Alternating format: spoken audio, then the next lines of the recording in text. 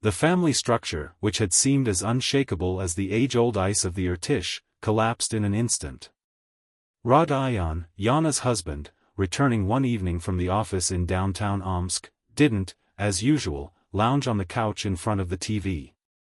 Instead, he sat at the kitchen table, pulled his wife closer, and, staring at the wall, uttered the words that split their 5-year marriage in two. "Yana, darling, I've thought it all through. Starting next paycheck, we'll go on separate budgets. That's it, shop's closed." He clearly expected a storm, tears, reproaches, a long and scandalous to sort things out, but Yana, to his utter amazement, froze for only a moment, then nodded slowly, a strange, unfamiliar glimmer flickering in the depths of her eyes. She supported his idea with unexpected enthusiasm. A few days later, his parents, Aleftina Zakharovna and Grigory Pavlovich, arrived as usual from their Lyubinsky district for Sunday lunch, unaware that a surprise awaited them that would change their understanding of hospitality forever. Hello, dear listeners. I am pleased to welcome you. I present to you a new, interesting story. Enjoy listening. Yana noticed the changes back in early fall. Rod Ion started coming home from work looking different. Previously, he'd plop down on the couch, turn on the TV, and hang out there until dinner, mindlessly scrolling through his phone. Now he'd sit down at the kitchen table, pull out his laptop and stare at the screen with such concentration, as if he were studying the blueprints of a nuclear reactor. The screen cast a cold, bluish light on his face, making it look strange and tense. The first time, she didn't pay it any mind. She thought maybe something had happened at work. Rod Ion worked as a sales manager for a plumbing company. 70,000 rubles a month wasn't a mountain of gold, but it was stable. Yana, an accountant at a large construction company, brought home 90,000. This salary difference had never been a problem, or rather, it wasn't a problem for her. But Aleftina Zakharovna, her mother-in-law, periodically hinted that it was fundamentally wrong for a wife to earn more than her husband. She said it undermined him. Authority. What kind of authority, exactly, was being undermined by more money coming into the family budget? Yana genuinely didn't understand, but she didn't argue. Arguing with Aleftina Zakharovna was a useless and energy-consuming endeavor. This woman knew how to turn any discussion into her own benefit performance. A monologue about how she devoted her entire life to raising her only son, how hard it was for her to live on a single pension, and how today's youth have no respect for their elders. A week later, Rod Ion began muttering something under his breath, staring into the distance. Monitor. I washed the dishes after dinner and overheard snatches of phrases: proper distribution, financial literacy. Everyone should be responsible. She turned around, drying her hands with a towel. Rodia, did you say something? He winced, as if he had been caught off guard, and quickly slammed the laptop shut. Oh no, nothing, just like that. Thinking out loud. Yana shrugged and returned to the dishes. But her husband's strange behavior continued. He began reading articles on the internet while he sang. She saw the headlines when she passed by: how to properly family budget, separate finances in marriage, the pros and cons, financial independence for spouses, the key to a strong relationship. Once, she even caught him watching a video on the topic. Some bearded blogger, with an incredibly serious face, was declaring that a shared budget was a relic of the past, and that modern European couples should clearly delineate income and expenses. Yana sat on the couch, mindlessly flipping through a magazine, wondering where Rod Ion had suddenly developed such a burning interest in finances. In 5 years of marriage, he had never once. He was interested in where the money went. He gave her 40,000 from his salary, and spent the rest on himself. What exactly did she not understand? She only knew that his mother regularly begged him for money, whether for medicine, or for apartment renovations, or simply because she urgently needed money. Rod Ion couldn't refuse. Another part went on gadgets, phones, headphones, smartwatches. He adored technology. And, of course, at get-togethers with friends. Once every 2 weeks they would gather at a bar, drink beer, and watch football. And the 40 he gave her was catastrophically. It wasn't enough. Utilities were eating up 8,000. Food cost 25,000, and that wasn't exactly luxury. Yana didn't buy anything fancy, but they couldn't live on buckwheat and sausages alone. They had decent meat, vegetables, fruit, dairy products, plus household chemicals, small items, and clothes. Rod Ion bought them for himself when he wanted, but she had to scrape together some from the shared budget. Gifts for relatives were also her concern. Birthdays for Aleftina Zakharovna, Grigory Pavlovich, her nephews, and brothers and sisters on both sides. She bought, wrapped. She signed the cards. Rod Ion only handed over the box with a forced smile. In general, her 90,000 rubles also played a very active role in the family budget, but Rod Ion, it seemed, had never thought about it, and now he suddenly did, and this was alarming. Confirmation of her suspicions came on Saturday evening. Rod Ion was talking on the phone with his mother. Yana was in the bathroom, the door was slightly open. She wasn't eavesdropping intentionally. But his mother-in-law's voice was so loud and piercing that it could be heard even through the receiver. "Radon, are you?" "He has to clean up the house," Aleftina Zakharovna thundered. "She earns more than you. Where does the money go? Did you even ask?" "Mom, what does that have to do with it? There has to be control. You're the man, the head of the family. She manages the finances as she pleases. She squanders your money on all sorts of nonsense." Yana smiled bitterly. "Squanders it on nonsense. I wonder what kind of nonsense exactly. On the food that everyone eats, including Rod Ion, on the utilities in the apartment where he lives, on the washing powder she uses to wash his clothes." "Mom, I don't know." Rodin's voice sounded uncertain. "Exactly. You don't know. That's why you don't know, because you're afraid to ask. But you have to. You know that modern couples have separate budgets, each for themselves. Then there are no complaints against anyone. And you can control who spends what." "Separate budgets?" "Yes, I read the article. Everything is written there correctly. No individualism. Everyone is responsible for their own expenses. Are you worse than others? Do the same." Radion was silent. "Well, I'll think about it." "Don't think, just do it. You're too soft, son. And your wife. You have to understand that money doesn't fall from the sky, especially your money." After this conversation, everything fell into place for Yana. The source of her sudden interest in financial literacy was Aleftina Zakharovna. She was an unrivaled master at putting the ideas she wanted into her son's head, while creating the complete illusion that he had come up with them on his own. Yana saw this unhappily. When his mother-in-law wanted them to visit her more often, Rod Ion would suddenly start saying that he should visit his parents. They missed him. When she needed money for a new TV, Rod Ion lamented that his mother's was so old, it was time to help. Now there was a separate budget. Yana understood her mother-in-law's logic perfectly.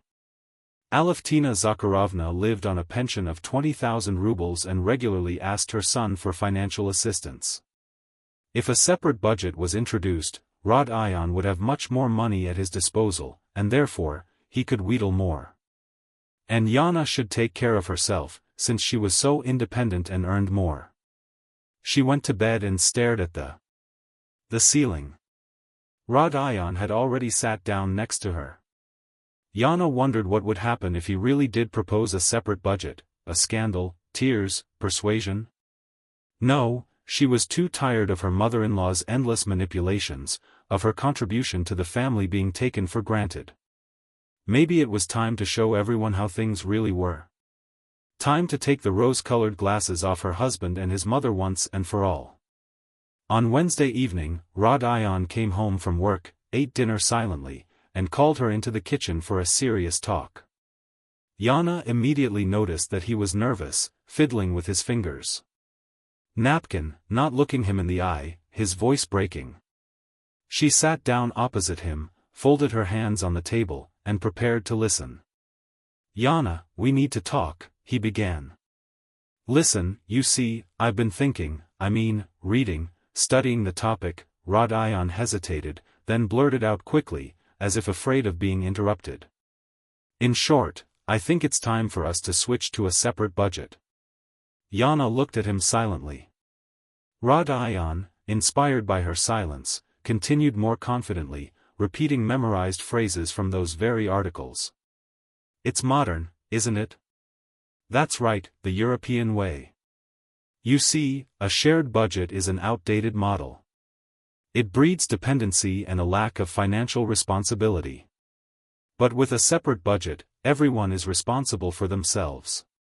Everyone knows how much they spend and on what. No complaints, no control. Financial independence. You see, he clearly memorized this speech. Yana recognized the turns of phrase from the articles he read. Even the intonation wasn't his. She imagined how he rehearsed in front of the mirror, how nervous he was, expecting a scandal. And how exactly do you see this? A separate budget? She asked calmly. Rod Ion visibly relaxed. The lack of hysteria inspired him. Well, it's simple. Everyone pays for themselves. We split the groceries, we split the utilities equally. You spend your money on yourself, I spend mine on myself. It's fair, right? And clothes? Yana clarified. Everyone buys for themselves. Household chemicals, household expenses are also split equally. It makes sense. Gifts for relatives. Rod Ion thought for a second. Well, everyone buys for their own relatives. I buy mine, you buy yours. Okay, Yana nodded. And if one of us will need help, I'll get sick, for example, and need medicine. Well, you buy it yourself. You have a salary, after all. Okay. She paused, looking straight at her husband. Rod Ion fidgeted in his chair, waiting for a reaction. Yana saw that he was prepared for a fight, for tears, insults, accusations, that he had already come up with counterarguments, rehearsed his answers. I fully support your idea, she said firmly and clearly. Rod Ion was taken aback that I agreed. A separate budget is a great idea. Let's try it. Seriously? Absolutely. You're right. This.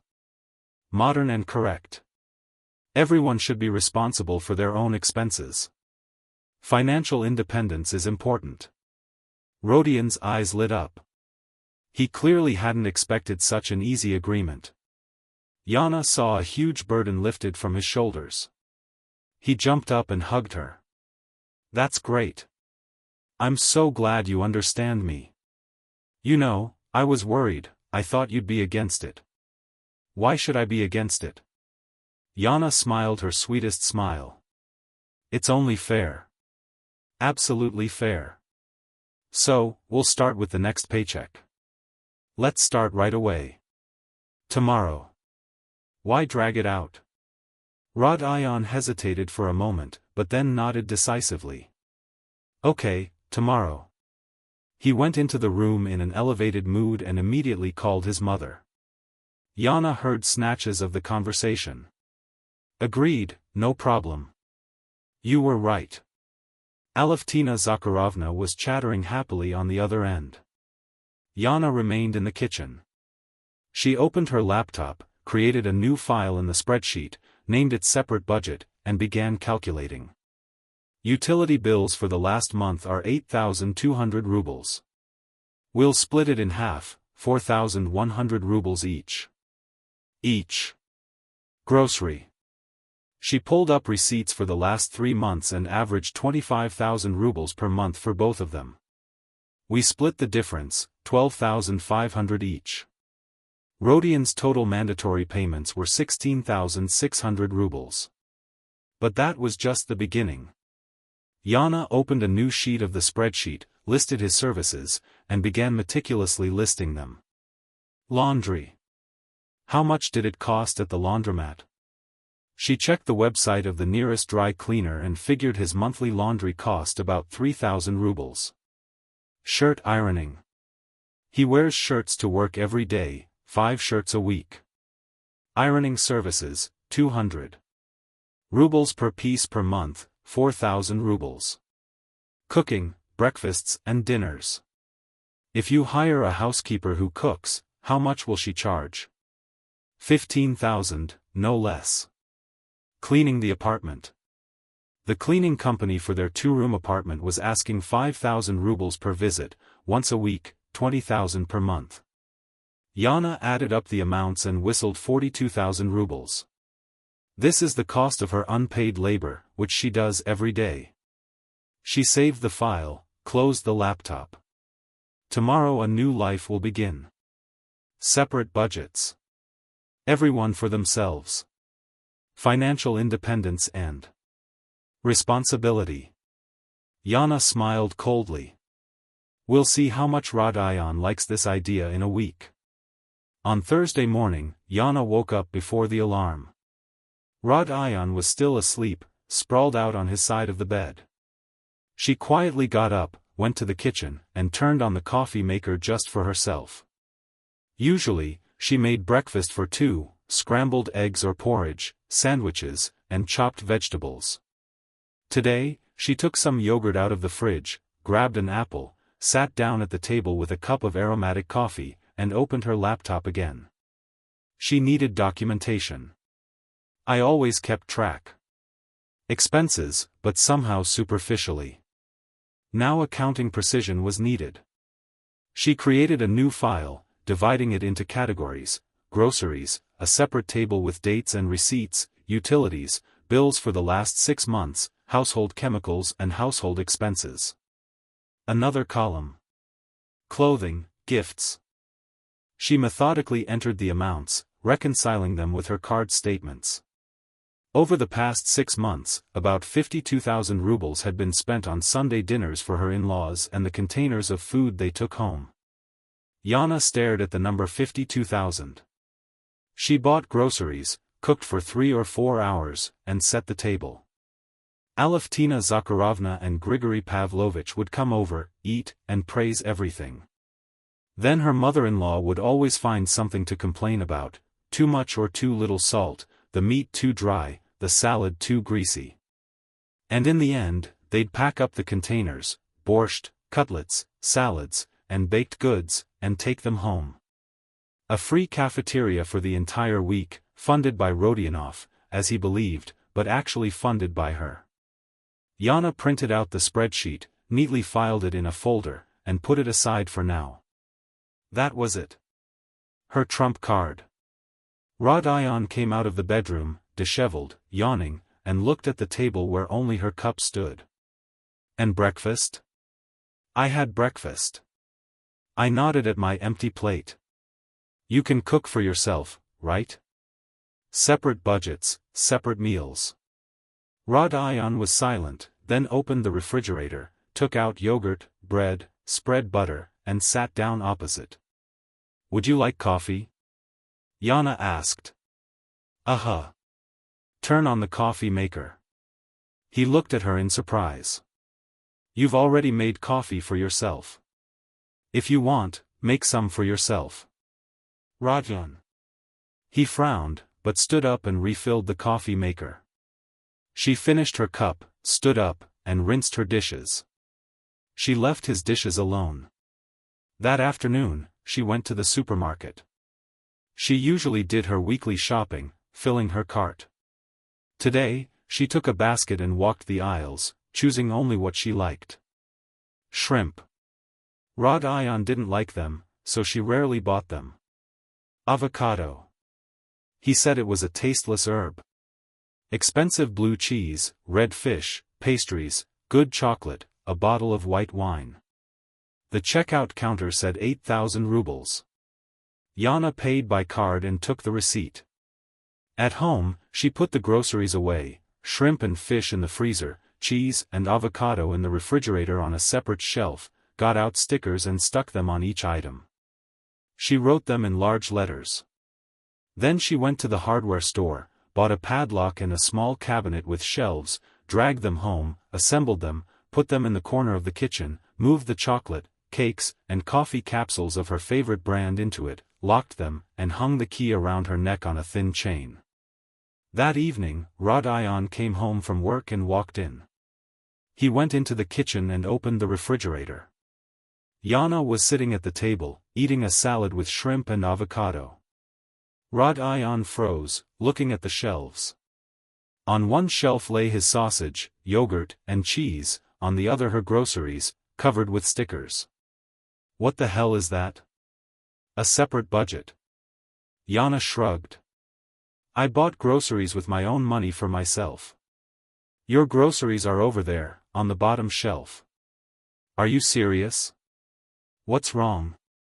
You suggested it yourself. Every man for himself. Rodion opened the freezer. Everything there was also separated, his dumplings, her fish and shrimp. He took a pack of dumplings and he threw it on the table. Where's the saucepan? In the cupboard, as usual. He took out the saucepan, poured water, and put it on the stove. Tired of the salad, she got up and washed her plate. She didn't touch his saucepan, went into the room, and turned on the TV. After 20 minutes, she smelled something burning and went into the kitchen. Rodion was standing over the saucepan, furiously stirring the dumplings. The water had almost all boiled away, and the dumplings had stuck together in one shapeless gray lump. I should have added more water, Yana remarked. Thanks, Captain Obvious. He snapped. She returned to the room. Rodion was banging around in the kitchen, cursing under his breath, then brought in a plate of soggy gruel, sat down on the sofa, and ate silently, sullen. I flipped through a magazine, pretending not to notice. The next day, Friday, Rodion left for work in a wrinkled shirt. Yana noticed, but said nothing. That evening, he returned even more sullen. You didn't do the laundry? He asked, rummaging through the closet for clean clothes.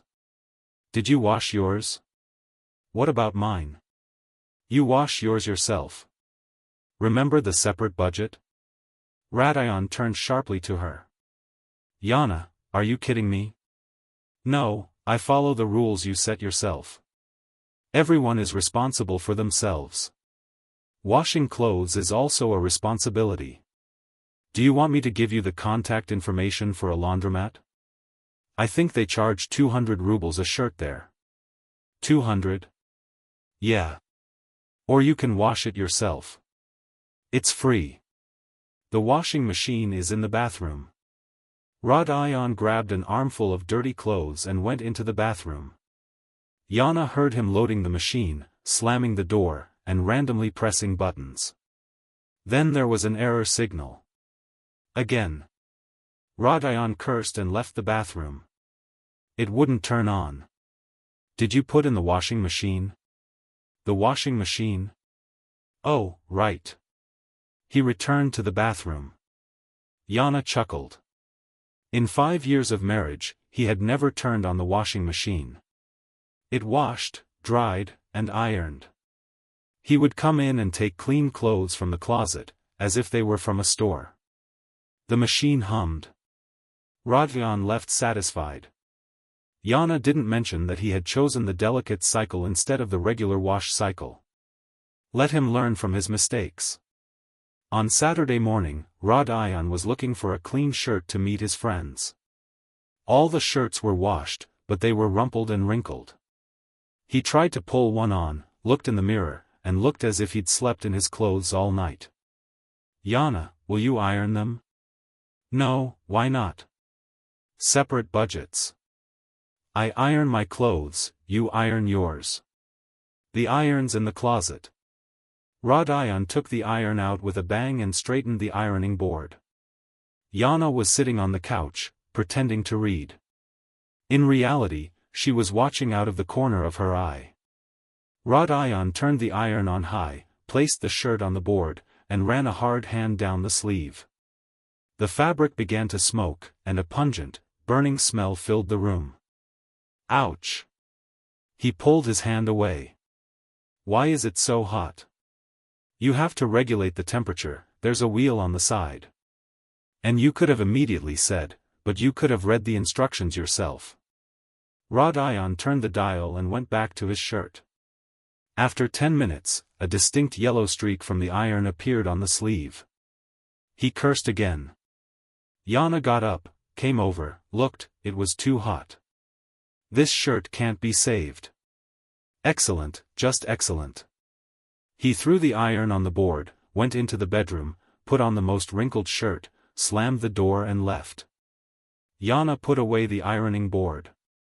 She turned off the iron, sat down at the laptop, opened her spreadsheet, and added another row. Learning how to introduce household chores is invaluable. On Saturday evening, Rod Ion returned late. Yana was already asleep. He lay down next to her, still half-dressed. In the morning, she woke up first. Today was Sunday. The day when the in-laws usually arrived. Aleftina Zakharovna and Grigory Pavlovich always arrived for lunch around 2 o'clock. Yana usually got up at 8, went to the market for fresh produce, then returned and started cooking, borscht, cutlets. A few salads, a pie or some pies. By 2 o'clock the table was groaning with food. The in-laws ate and praised it. Then Aleftina Zakharovna would find something to complain about. After which they would pack the containers and take them home. Today Yana didn't go to the market. She had breakfast, sat in a chair by the window with a book, reading and sipping coffee. Rod Ion woke up closer to 11 and came out of the bedroom, scratching his head. My parents are coming today. Yes, I remember. Are you going to cook? No. Rod Ion stopped in the middle of the room. What do you mean no? Separate budget. I don't cook for guests. If you want to feed your parents, cook yourself or order food. Yana, are you completely? I'm completely normal. You suggested a separate budget? I agreed. A separate budget means everyone is on their own. Your parents are your responsibility. But you always cooked. We used to have a shared budget, but not anymore. Do you want me to calculate how much each of these Sundays cost? Groceries, my time, electricity, water. I can show you. Radian's face turned purple. He turned around, grabbed the phone and went out onto the balcony. Yana heard fragments of his conversation with his mother. Aleftina Zakharovna's voice on the other end was getting louder and shriller. He returned to the room. Mom said, you have to cook. You're a wife, these are your responsibilities. Responsibilities in marriage don't include providing free services to your husband's parents. If you want to feed your mother, feed her with your own money. I'm not bothering you. Rod Ion rushed around the apartment, opened the refrigerator, looked at its meager supplies, sausage, yogurt, butter, bread. He grabbed his jacket, ran out the door, and returned half an hour later with bags of. He laid out the chicken, potatoes, and salad vegetables on the table and looked at it all, confused. How do I make borscht? I don't know, I'm not making borscht today. You wanted to feed your parents? Well, go ahead and cook. Yana, at least help me. No, it's your responsibility. The internet is full of recipes. Rod Ion turned on his laptop, found a recipe, and started cooking. Yana was sitting in a chair, reading a book. Occasionally, the clatter of pots, curses, and hissing could be heard from the kitchen. At 1:30, he was still fiddling around. Kitchen. Yana peered in. 3 pots were on the stove. Potatoes were boiling in one, something red in another, his attempt at making borscht. Chicken was boiling in the third. The table was littered with peelings, husks, and cutting boards. The floor was strewn with flour. Rod Ion stood in the middle of this chaos, confused, drenched in sweat. "They'll be here in half an hour." "Aha." I nodded and returned to the room. At exactly 2 o'clock the doorbell rang. Rod Ion rushed to open it. Aleftina Zakharovna and Grigory Pavlovitch were standing on the threshold. His mother-in-law was wearing a bright sweater with a large bag full of empty food containers. "Hello, come in." Rod Ion stepped aside. They entered. Aleftina Zakharovna glanced around the hallway, walked into the room, and saw Yana in a chair reading a book. "Yana, hello, didn't you even get up to greet us?" "Hello." Yana looked up from her book and smiled. She was a little tired and decided to rest. Aleftina Zakharovna pursed her lips and walked into the kitchen. Yana heard her throw the door open. Then there was a scream that seemed to shake the windows. "What happened here?" "Rod Ion, what is that? What's wrong?" Yana put the book down and went into the kitchen. Aleftina Zakharovna stood in the middle of the mess, her arms outstretched. Something was boiling on the stove, the table was littered with trash, the floor was dirty. "Mom, I was cooking," Rod Ion mumbled guiltily. "You were cooking?" His mother-in-law turned to Yana. "And where were you?" "I was relaxing. Reading a book." "How did you relax? You were supposed to be cooking dinner." "Why should I?" Yana walked up to the table and leaned against the countertop. "Rod Ion and I have switched to separate budgets. Each for himself. Your son decided that this is right and modern." She agreed. "Now I cook only for myself, with my own money. If Rod Ion wants to feed guests, that's his right and his expenses." Aleftina Zakharovna was awed. "What nonsense! What separate budget?" "The very one you told him about." Yana smiled calmly. "A modern European approach. No individualism. Everyone is responsible. Remember the article you sent him?" The mother-in-law opened her mouth, closed it, looked at her son. "Rod Ion, is this true?" "Well, Mom, I thought it was wrong for one person to do everything. He controls expenses." He hesitated. "I control expenses." Yana raised an eyebrow. "Interesting. Do you want me to show you the spreadsheets showing where the money goes?" She took out her phone, opened a file, and handed it to Rod Ion. "Here, look. Utilities, groceries, household cleaning supplies, clothes, gifts. And this is a separate spreadsheet specifically for Sunday dinners. Over the last 6 months, 52,000 rubles of our shared money have gone on groceries for your parents. That is, of mine, too." Rod Ion took the phone and stared at the screen, and Aleftina Zakharovna snatched it from his hands and began scrolling. "Did you make this all up?" "I have the receipts. Do you want me to show you?" Grigory Pavlovitch cleared his throat and tried to intervene. "Why are you arguing? This is a family. Everything in a family should be shared." "Grigory Pavlovitch, it was Rod Ion who suggested a separate budget. Not me. I just agreed. If you think a son should take care of his parents, I fully support it. Let him take care of it with his own money. I have nothing to do with it." Aleftina Zakharovna threw the phone on the table. "Rod Ion, are you going to let her talk to me like that?" "Mom, well, I don't know." Rod Ion looked confused. He looked from his mother to his wife. "You don't know? Of course you don't know. She's brainwashed you.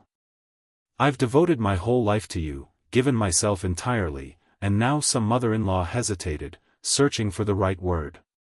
"Wife," Yana prompted. "Some wife of your son, who fed you for 5 years for free, will now be fed by your son if he wants. It's his choice. We're leaving. Aleftina Zakharovna grabbed her bag with empty containers. Grigory, let's go. Lena, maybe we shouldn't. Grigory Pavlovich tried to calm his wife, but she was all ready. She flew out of the kitchen. The in-laws got dressed and slammed the door. Rodion was left standing in the kitchen, pale, looking at the pots, the dirty table, and Yana. She picked up her book, returned to the chair, opened it to a bookmark, and continued reading. Rodion silently cleaned the kitchen. He poured the undercooked borscht down the toilet until evening. He also threw out the chicken. It had turned to mush. He washed the pots, mopped the floor, then sat on the sofa and stared at the turned-off television. Yana was having her shrimp and rice for dinner. She didn't offer him any. That evening, his phone rang. Phone. Aleftina Zakharovna. Rodion picked up the receiver and went out onto the balcony. The conversation lasted about 20 minutes. Yana couldn't hear the words, but the intonations were unmistakable. His mother-in-law was yelling, demanding, proving something. Rodion was babbling something in response. When he returned, his face was exhausted. They went to bed in silence, each on their own side of the bed. Rodion tossed and turned all night. Yana slept peacefully. On Monday, Rodion left for work early without breakfast. His unwashed dishes had been sitting in the sink since the evening before. Yana hadn't touched them. At work, the day. It went smoothly.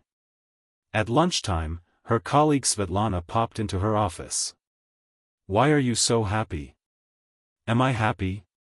You look like a cat who ate sour cream and is now watching its owner look for the culprit." She chuckled.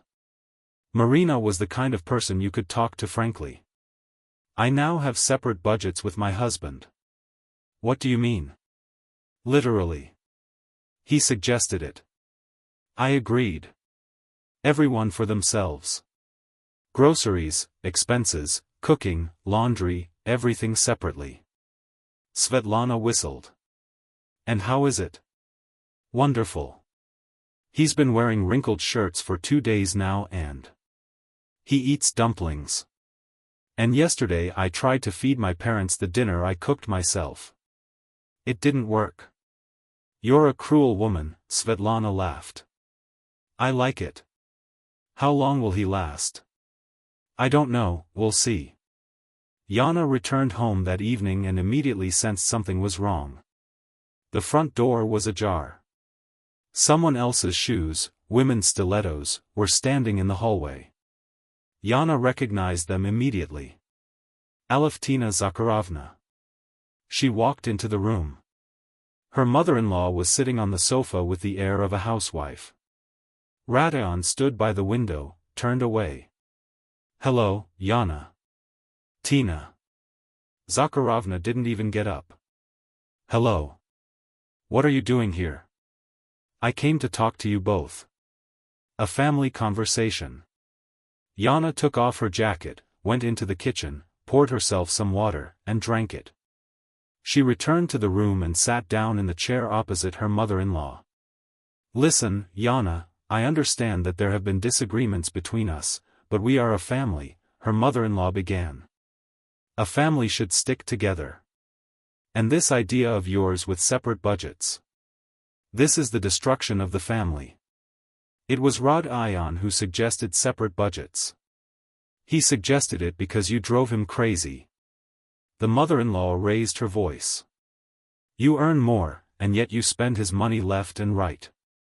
"What am I spending left and right on?" "On myself, on all sorts of nonsense." I took out my phone, opened a spreadsheet, and handed it to Aleftina Zakharovna. "Here are all my expenses for the last year with receipts and documents. Show me where the nonsense is." The mother-in-law didn't even glance at the screen. "I don't need your spreadsheets. I know how women can squander money.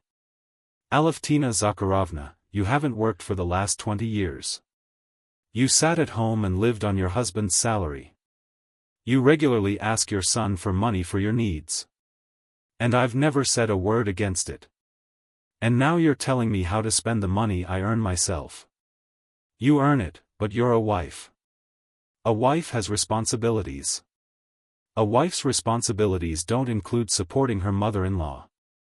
Aleftina Zakharovna jumped up. Radayon, can you hear how she's talking to me? Radayon flinched and turned away from the window. Mom, come on, stop it.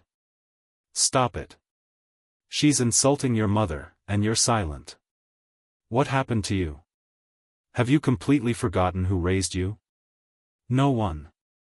I forgot, Yana said calmly. Radayon can help you as much as he wants. I don't mind using his own money, but my money, my money, her mother-in-law mimicked. I got married and thought only of money. In my time, women thought about their families, not their wallets. In your time, women sat at home without work and were completely dependent on their husbands. I work, I earn money and have the right to manage my own money. Radayon, I'm asking you for the last time. Aleftina Zakharovna turned to her son. Whose side are you on? Radayon was silent. He glanced from his mother to his wife. His face was exhausted and red. He opened and closed his mouth, unable to get a word out. Excellent. His mother-in-law grabbed the bag. So, you chose her. Remember this day, Radayon. Remember how you betrayed your mother for this woman. She stormed out of the apartment, slamming the door loudly. Radayon stood by the window, his head down. Yana stood up, went to the kitchen, and warmed up her dinner. Radayon continued standing by the window, then went out onto the balcony and lit a cigarette. He quit smoking 2 years ago. He returned half an hour later, sat down on the sofa, and he stared at the black TV screen. Yana, he called quietly. Yes, maybe that's enough already. Enough of what? This whole separate budget. Let's put everything back the way it was. Why? Because it's wrong. We're a family. You yourself suggested a separate budget, said it was right, modern, European. I agreed that it had changed. What had changed was that I didn't think you would. He fell silent, choosing his words, that you would take everything so literally. I pressed against him. How exactly did you think I would take this literally? You suggested a separate budget, everyone for themselves. That's what I do. I pay my own expenses, cook for myself, do my own laundry, and you pay for yours. What's the problem? The problem is that Radayon hesitated. You know perfectly well that's not what I meant. No, I don't understand. Explain. I meant that we'll simply control our expenses so you don't spend money on who knows what. What I spend it on who knows what. Radayon was silent. Yana stood up, took out her laptop, opened a spreadsheet, and turned the screen toward him. Here are my expenses for the last year. Utilities 96,000, groceries, 300,000, household chemicals, 60,000, clothes for me, 80,000. Gifts to relatives on both sides 50,000. Sunday lunches for your parents 52,000. Total 638,000 rubles per year. Of this, you gave me 480,000, the rest 158,000. Where is mine here? It's unclear what the expenses are. Radayon stared at the screen, silent. And now the second table, continued Yana. Services that I provided for free. Laundry of your clothes 36,000 per year at market rates, ironing of shirts 48,000. Cooking breakfasts and dinners for 180,000 for two, if you hire a cook. Cleaning the apartment is 240,000, if you hire a cleaning service. Total 504,000 rubles per year. My unpaid labor. Do you want me to calculate how much you owe me for 5 years of marriage? Radayon turned pale. Are you serious? Absolutely. You suggested keeping our finances separate. Let's be honest then. You want me to do your laundry, pay. You want me to cook you dinner? Pay. You want me to clean the apartment, pay. A separate budget is not just separate expenses, it's also separate services. I wanted everyone to be responsible for themselves. So I'm responsible for myself, and you're responsible for yourself. Yana, that's absurd. Why is it absurd? It's logic. Is that your logic, or does it only work one way? You wanted me not to spend your money? Okay, I'm not spending it, but I'm not giving you my time or my labor for free anymore. Fair, right? Rod-Ion stood up, walked around the room, stopped by the window, was silent for about 5 minutes, then turned around. Okay, let's say you're right. What do you want? I don't want anything. You suggested a separate budget, we'll keep it. We're doing it. I'm happy with everything. I'm not happy with it. Then let's go back to a shared budget. Only on my terms. He froze. On what terms? Chapter 7. New rules. First, complete financial transparency on both sides. Yana Chikaya began, spelling out every word. You contribute not 40,000 to the family budget, but at least 55,000, and document all your other expenses. I need to know where the money goes. Second, if you want to help your mother, that's your right, but then it's a separate expense item from your personal account, not from the shared one. Budget. But Mom, she needs help. I'm not against help. I'm against this help coming from my money too. Do you want to help your mother? Help with your own money, earn more, cut back on your personal expenses, find a part-time job, but not at my expense. And thirdly, Sunday dinners. If you want your parents to come over for dinner, let them know in advance, a week in advance, and give them money for groceries separately. I'll calculate how much is needed. You give me this amount, I'll cook, but it will be a paid service, as if you hired a cook.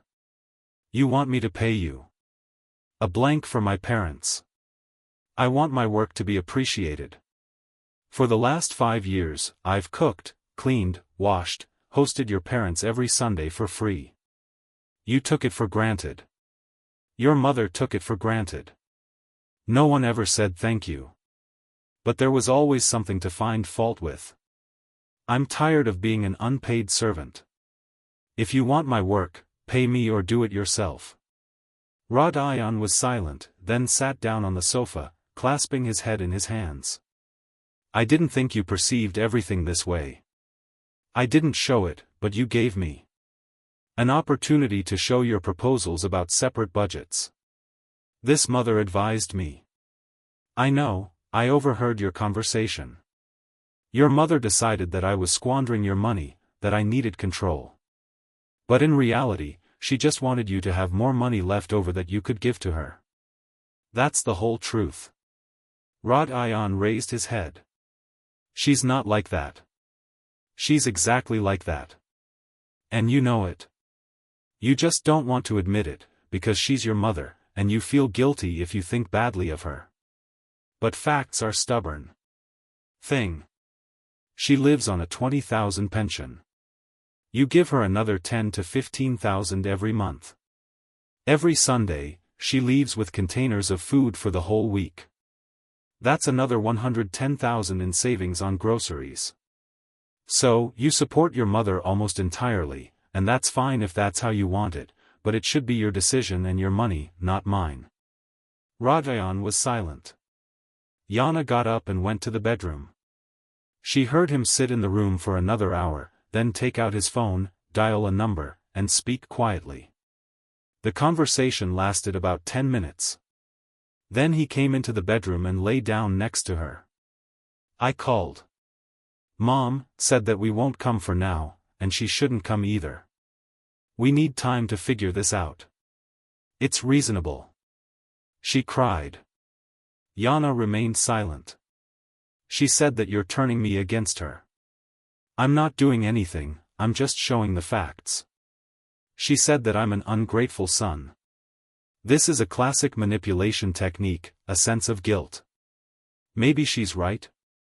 Maybe I really am ungrateful? Yana put the book down and looked at him. Rodion, calculate how much money you gave your mother over the last year? About 150,000 plus the food she took away every Sunday is another 50. Total 200,000. Plus you bought her a TV last year for 35,000. A refrigerator 2 years ago, 40,000. Paid for a bathroom renovation for 50,000. Total 325,000 for 2 years. This is an ungrateful son. Rodion was silent. And what has she done for you during this time? Yana continued. Besides calling, criticizing, demanding and making scenes, she is my mother. Yes, she is your mother, and you help her. That's right. But help shouldn't be one-sided. You give, and she only takes and demands more. And the more you give, the more she demands. This isn't a normal relationship, this is exploitation. Rodion turned to the wall. He was the first to get up in the morning. Half an hour later, he returned to the bedroom, put a cup of coffee and a plate of scrambled eggs on the nightstand in front of Yana. I made breakfast for both of us. The scrambled eggs were overcooked at the edges. The yolk had run, but it was an attempt. Thank you. At the door, leaving for work, he turned around. I'll think about your conditions. Okay. That evening, Rodion was already waiting for her at home. He was sitting at the table with a laptop, in front of him. There was an open notebook, covered in numbers. I did the math, he said when she came in. You're right. I do spend a lot on Mom, too much. And what have you decided? I'll call her tomorrow and tell her I can't give her 15,000 every month anymore, only 5. And only if it's really urgent, for medicine or utilities. Not for TVs and not just like that. She'll make a scene. I know. But you're right. I can't support her completely. I have my own family. I nodded. I agree to your terms. He continued. I'll contribute 55,000 to the general budget, and document the rest. And about the parents. Okay, they'll come once a month. I'll tell you in advance and give you money for groceries. If you don't mind. I won't mind. Once a month. Fine. Rodion sighed. So, we're going back to the general budget under these conditions. Yes. He stood up, walked over to her, and hugged her hesitantly. Forgive me, I was an idiot. I was, Yana agreed. But now, I hope you'll stop. They were silent. Then Rodion pulled away. Can I ask you a favor? What? Teach me how to make borscht. Real borscht. Not that mess I made on Sunday. Yana grinned. Okay, I'll teach you. The next few days passed in a tense calm. Rodion kept his word. On Wednesday, he came home from work and silently handed Yana an envelope. Inside was money. 55,000, this is an advance. I'll give you everything from the shelf, he said. You distribute it yourself. Fine. That same evening, he went to his mother. He returned late, haggard and tired. Well, how is it? Yana asked. Bad. She cried. She screamed, accused me of betrayal, said that I traded my mother for my wife. You didn't trade anything. You just set boundaries. I told her everything we discussed, about money, about visits. She said that I was selfish, that I should take care of my parents, that she had devoted her whole life to me. Classic manipulation. I know, but it was still hard. She is my mother. I love her. I just don't want to be an ATM anymore. Yana hugged him. You did everything right. The rest of the week passed peacefully. Rajan tried. He made himself breakfast, learned how to use the washing machine, even ironed a few shirts. Yana helped, showed him, but didn't do it for him. He had to learn on his own. On Friday evening, his father, Grigory Pavlovich, called. Radayon put the phone on speakerphone. Hello, son. Hi, Dad. How are you? Fine. Listen, your mother is completely beside herself. She cries every day, says you abandoned her. I didn't abandon her, I just asked her to respect our boundaries. What boundaries? This is a family. A family should be built on respect, not guilt. Dad. Mom has been manipulating me my whole life, making me feel guilty if I do something differently from her. And I'm tired of it. Grigory Pavlovich sighed heavily. She's your mother, Rajan. I know, and I love her, but I can't live the way she demands anymore. I have my own family, my own rules. Your wife turned you against us. No one turned me against her. Yana simply opened my eyes, showed me how much I spend on Mom. 325,000 in 2 years, that's a lot, Dad. This is what my mother constantly demands, and she never thanks me, she only criticizes and blames. Vladimir Stepanovich was silent. Listen, Rajan continued, I'm ready to help, but not that much. I'll give you 5,000 a month if it's really urgent. And you can come once a month, warning in advance, I'll give you money for groceries, Yana will cook dinner, but only once a month. That's fair. And my mother thinks that this is betrayal. It's not betrayal. It's setting boundaries. I'm an adult, I have my own life, and Mom needs to understand that. Vladimir Stepanovich was silent for a moment, then said, Okay, I'll talk to her, try to explain, but I can't promise she'll agree. Thank you, Dad. Take care of yourself, son, and take care of your wife. She seems like a smart woman. Radayon smiled. Smart. 2 weeks passed. Aleftina Zakharovna didn't call. On Saturday morning, Grigory Pavlovich called. Rajan. Mother agrees to meet and talk. This evening, if you can, we'll come to you. That evening they set the table with tea, cookies, and fruit. Nothing special. At exactly 6 o'clock the bell rang. Aleftina Zakharovna entered silently, nodded, and looked tired. They sat down at the table. Mom, Radayon began, thank you for agreeing to come. His mother-in-law raised her head. I didn't come because I agreed. I came because Grigory talked me into it. He said we need to talk normally, without shouting. Okay, let's talk. Aleftina Zakharovna glanced around the table, not even trying, she muttered, looking at Yana. This isn't a celebration, Yana answered calmly. This is a conversation. 4. Enough tea and conversation. The mother-in-law pursed her lips, then looked at Radayon. Do you really think I'm manipulating you? Yes, Mom, I do.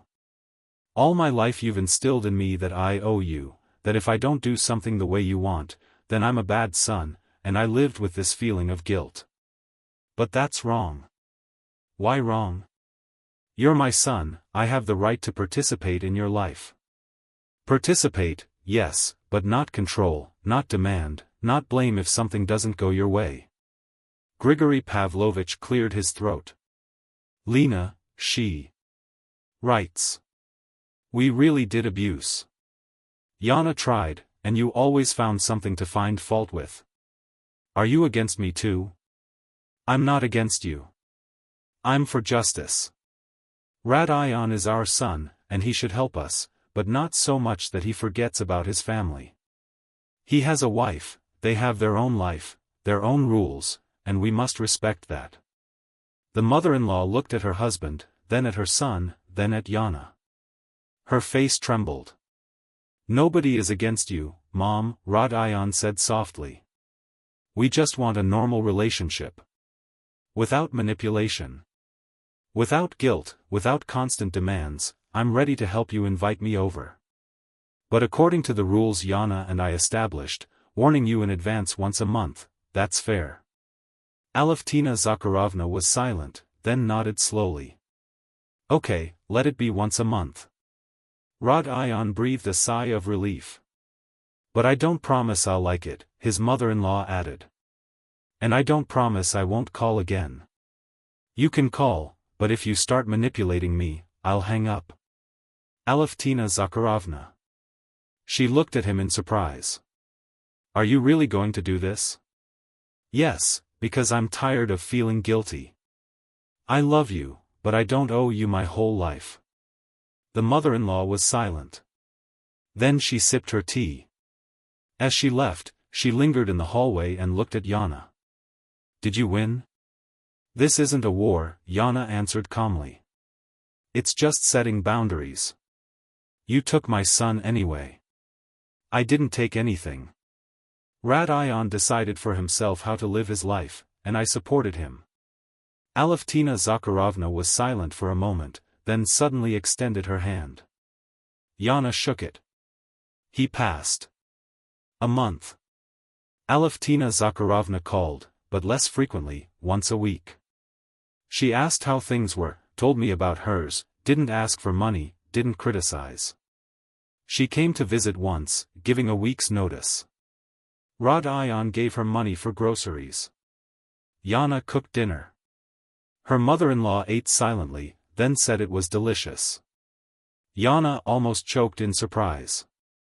It was the first word of praise in 5 years. When she left, Alevtina Zakharovna didn't take the containers, saying there was food at home.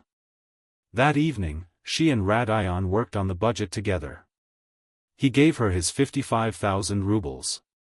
Showed the expenses for the month. Everything is honest, everything is transparent. Yana made spreadsheets, distributed the money, utilities, groceries, household expenses. There is still a little left. They decided to save for a vacation. In the summer they wanted to go to the sea, just the two of them, without parents, without obligations. Just them and the ocean. By the way, Mom called today, said Rod Ion, closing the laptop. And what did she want? She asked if we needed help. She said she could come clean if we were busy. She raised her eyebrows in surprise. Seriously? Seriously. I said that. We're managing on our own. She wasn't offended, she simply said, well, if anything happens, call me. Miracles. Yeah, right. They went to bed late. Yana lay in the dark, listening to Rodions even breathing next to her. She thought about how everything had changed. The separate budget, which was supposed to be an instrument of control, had turned into an instrument of liberation. It showed the truth, opened eyes, forced her to set boundaries. Alevtina Zakharovna never admitted her mistake, didn't apologize, but she accepted the new rules.